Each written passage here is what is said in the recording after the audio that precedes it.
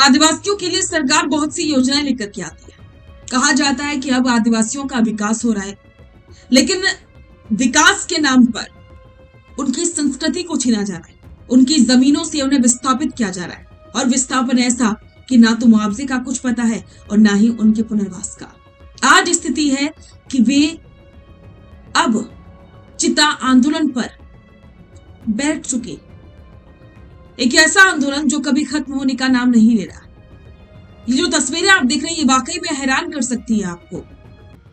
ये आदिवासी मध्य प्रदेश के हैं जो सरकार के एक सबसे बड़े प्रोजेक्ट की वजह से अपनी जमीनों से बेदखल हो चुके हैं।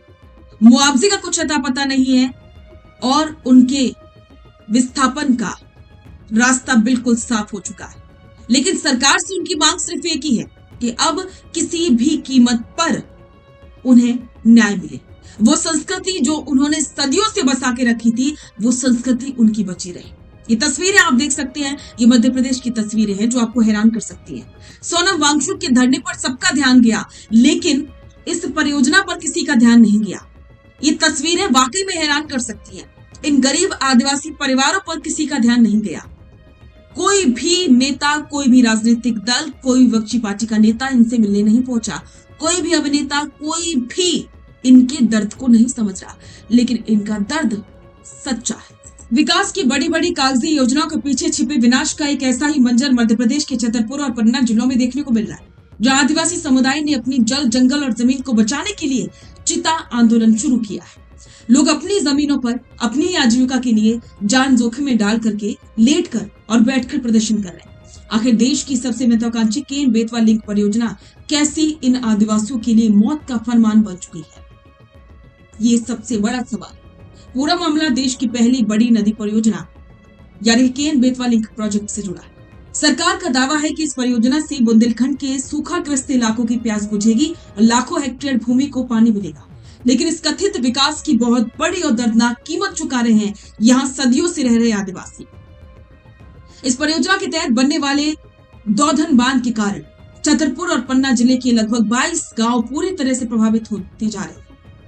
सरकारी और गैर सरकारी आंकड़ों के मुताबिक इस बांध के पानी में 7,000 से ज्यादा परिवारों का आशियाना, उनके पुरखों की जमीन और उनके हंसते खेलते गांव हमेशा के लिए जलमग्न हो जाएंगे, डूब जाएंगे। इन प्रदर्शनकारियों का साफ कहना है कि अपनी जमीन, अपने घर, अपनी अनूठी संस्कृति और सदियों पुरानी आजीविका का इस तरह से पानी में डूब जाना उनके लिए बिल्कुल भी एक पल में आने वाली मौत से भी बदतर है। यही वजह है कि इसे चिता आंदोलन का नाम दिया गया है, जहां लोग ये मान चुके हैं कि अगर उनकी जमीनें छीनी गई तो वो उनकी जीती जाती चिता के समान ही होगा।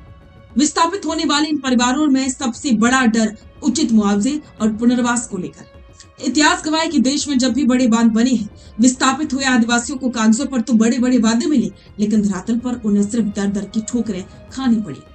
पन्ना के जंगलों और केन बेतवा नदी के किनारों पर बसी उनकी जो पारंपरिक जीवन शैली है, उसे किसी भी शहर या पुनर्वास कॉलोनी के कंक्रीट के मकानों में दोबारा नहीं बसाया जा सकता। यह आंदोलन सिर्फ इंसानी विस्थापन की त्रासदी नहीं है, बल्कि एक बहुत बड़ा पर्यावरणीय संकट भी है। इस परियोजना के कारण पन्ना टाइगर रिजर्व का एक बहुत बड़ा हिस्सा पानी में डूब जाएगा, जिससे वहां के वन्य जीवों, खासकर के बाघों और गिद्धों के प्राकृतिक आवास पर गहरा असर पड़ेगा।